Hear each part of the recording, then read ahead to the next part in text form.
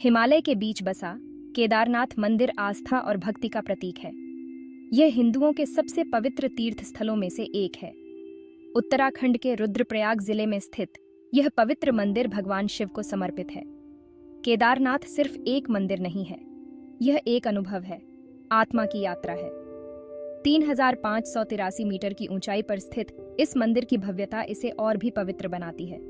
बर्फ से ढकी चोटियों से घिरा और मंदाकिनी नदी के किनारे स्थित केदारनाथ धरती पर स्वर्ग की एक झलक देता है।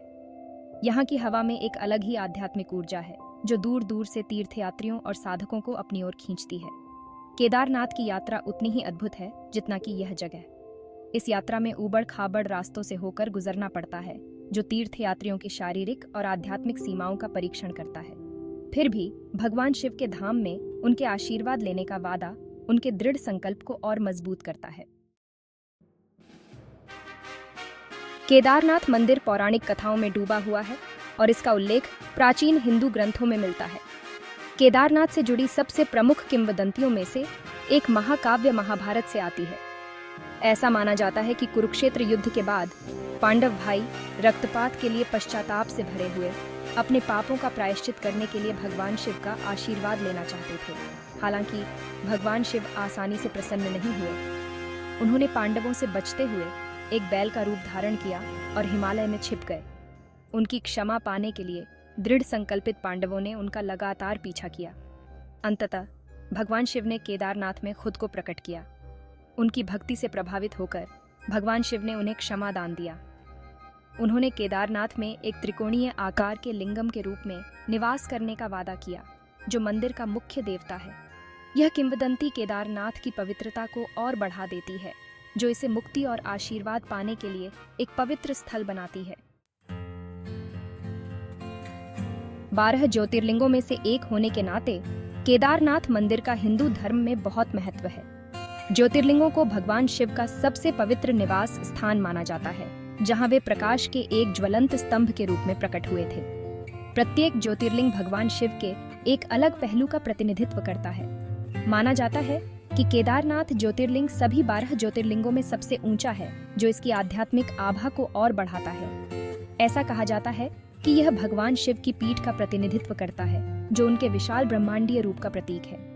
तीर्थयात्रियों का मानना है कि केदारनाथ ज्योतिर्लिंग में पूजा करने से जन्म और मृत्यु के चक्र से मुक्ति सहित अपार आशीर्वाद मिलता है। मंदिर में भक्तों की भारी भीड़ देखने को मिलती है, खासकर तीर्थयात्रा के मौसम में, जो दिव्य कृपा और आध्यात्मिक शांति की तलाश में आते हैं।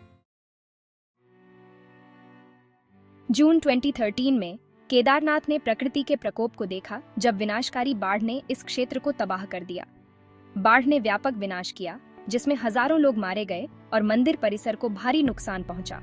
इस त्रासदी ने देश को हिलाकर रख दिया, जिससे कई लोग दुखी हो गए।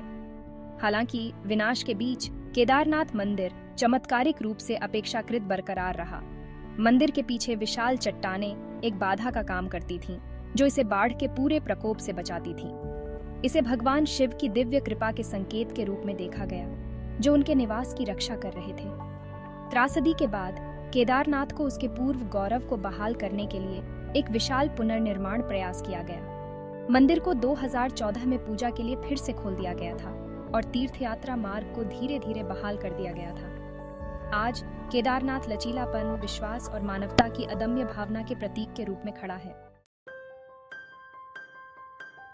भाग 5, तत्वों को अपनाना, केदारनाथ की मौसमी लय।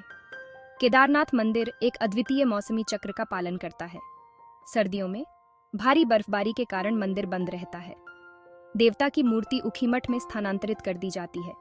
गर्मियों में मंदिर का फिर से खुलना एक भव्य उत्सव है। मंदिर दिवाली तक खुला रहता है, जब यह सर्दियों के लिए फिर से बंद हो जाता है। भाग 6, आस्था और दृढ़ता की यात्रा, केदारनाथ यात्रा। केदारनाथ मंदिर की तीर्थ यात्रा, केदारनाथ यात्रा, केवल एक यात्रा नहीं, बल्कि एक परिवर्तनकारी अनुभव है। यह तीर्थयात्रियों के शारीरिक धीरज और आध्यात्मिक संकल्प का परीक्षण करता है। मंदिर की चढ़ाई कठिन है, जिसमें गौरीकुंड से 16 किलोमीटर की खड़ी चढ़ाई शामिल है। तीर्थयात्री अपने गंतव्य तक पहुंचने के लिए अप्रत्याशित मौसम की स्थिति, चुनौतीपूर्ण इलाकों और ऊंची ऊंचाई पर चढ़ते हैं।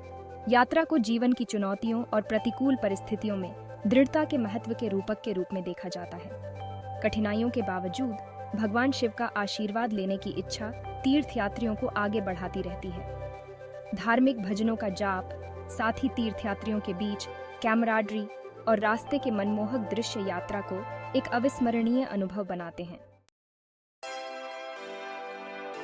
भाग 7, पारलौकिकता की यात्रा, पहाड़ी रास्तों पर नेविगेट करना। केदारनाथ मंदिर की चढ़ाई गौरीकुंड से शुरू होती है, जो मार्ग पर अंतिम मोटरेबल बिंदु है। यहाँ से तीर्थयात्रियों के पास पैदल यात्रा करने या टट्टू या पालकी किराए पर लेने का विकल्प होता है। चढ़ाई धीरे धीरे चढ़ाई जाती है, जिसमें घने जंगलों से होकर बहती हुई मंदाकिनी नदी के किनारे और चट्टानी इलाकों में पगडंडी होती है। रास्ते में कई विश्राम स्थल और छोटी छोटी बस्तियां हैं, जो तीर्थयात्रियों को जलपान और आवास प्रदान करती हैं। रामबाड़ा, लिंचौली और बेस कैंप यात्रा के कुछ उल्लेखनीय पड़ाव हैं। हरे भरे हरियाली से लेकर बर्फ से ढकी चोटियों तक बदलते नज़ारे यात्रा को दिलचस्प बनाए रखते हैं। जैसे जैसे तीर्थयात्री ऊपर चढ़ते हैं, हवा पतली होती जाती है और इलाका और अधिक चुनौतीपूर्ण होता जाता है। हालांकि लुभावने दृश्य और पवित्र मंदिर तक पहुंचने की प्रतीक्षा उनकी आत्माओं को ऊंचा रखती है। चढ़ाई का अंतिम चरण सबसे कठिन और सबसे कठिन होता है, जो राजसी केदारनाथ मंदिर की ओर जाता है। भाग 8, परंपराओं का ताना बाना, केदारनाथ में अनुष्ठान और प्रसाद। केदारनाथ मंदिर पहुंचने पर तीर्थयात्री विभिन्न अनुष्ठान करते हैं और भगवान शिव को प्रार्थना करते हैं। सबसे महत्वपूर्ण अनुष्ठानों में से एक अभिषेक है, जहां शिवलिंगम को दूध, शहद, दही, घी और जल से नहलाया जाता है। भक्त देवता को बेलपत्र, फूल, फल और अगरबत्ती भी चढ़ाते हैं। मंदिर के पुजारियों द्वारा वैदिक मंत्रों और भजनों के जाप से चारों ओर एक आध्यात्मिक रूप से आवेशित वातावरण बन जाता है। तीर्थयात्री स्वास्थ्य, खुशी और आध्यात्मिक ज्ञान के लिए आशीर्वाद मांगते हुए मंदिर की परिक्रमा करते हैं। मंदिर परिसर में देवी पार्वती, भगवान गणेश और भगवान हनुमान सहित अन्य देवताओं को समर्पित छोटे मंदिर भी हैं। भक्त इन मंदिरों में भी मत्था टेकते हैं और उनका आशीर्वाद लेते हैं। भाग 9, परमात्मा से परे, केदारनाथ के प्राकृतिक वैभव का आकर्षण। केदारनाथ न केवल एक तीर्थ स्थल है, बल्कि प्रकृति प्रेमियों के लिए स्वर्ग भी है। ऊंची चोटियों, प्राचीन ग्लेशियरों और हरी भरी घास के मैदानों के बीच मंदिर का स्थान इसे देखने लायक बनाता है। मंदाकिनी नदी का स्रोत चोराबारी ग्लेशियर देखने लायक जगह है। केदारनाथ के चारों ओर ट्रैकिंग ट्रेल्स आसपास के हिमालय के मनमोहक दृश्य प्रस्तुत करते हैं। ऊंची ऊंचाई वाली हिमनद झील, वासुकी ताल ट्रैकर्स के लिए एक लोकप्रिय गंतव्य है। यह क्षेत्र विभिन्न प्रकार के वनस्पतियों और जीवों का भी घर है, जो इसके प्राकृतिक वैभव को और बढ़ाता है। भाग 10, केदारनाथ, आत्मा के लिए तीर्थ यात्रा। केदारनाथ यात्रा केवल एक तीर्थ यात्रा से कहीं अधिक है। यह आत्मखोज और आध्यात्मिक जागृति की यात्रा है। कठिन चढ़ाई, लुभावने दृश्य और मंदिर की दिव्य आभा मिलकर एक ऐसा अनुभव बनाते हैं जो आत्मा को छू जाता है। यात्रा दृढ़ता, विश्वास और जीवन की क्षणभंगुर प्रकृति में बहुमूल्य सबक सिखाती है। यह हमें विश्वास की शक्ति और भौतिक दुनिया से परे कुछ तलाशने के महत्व की याद दिलाता है। भाग 11, आपकी केदारनाथ यात्रा के लिए व्यावहारिक सुझाव। यदि आप केदारनाथ यात्रा पर जाने की योजना बना रहे हैं, तो यहाँ कुछ सुझाव दिए गए हैं। शारीरिक स्वास्थ्य, केदारनाथ की चढ़ाई शारीरिक रूप से मांगलिक है। कार्डियो और स्ट्रेंथ ट्रेनिंग के साथ तैयारी करें।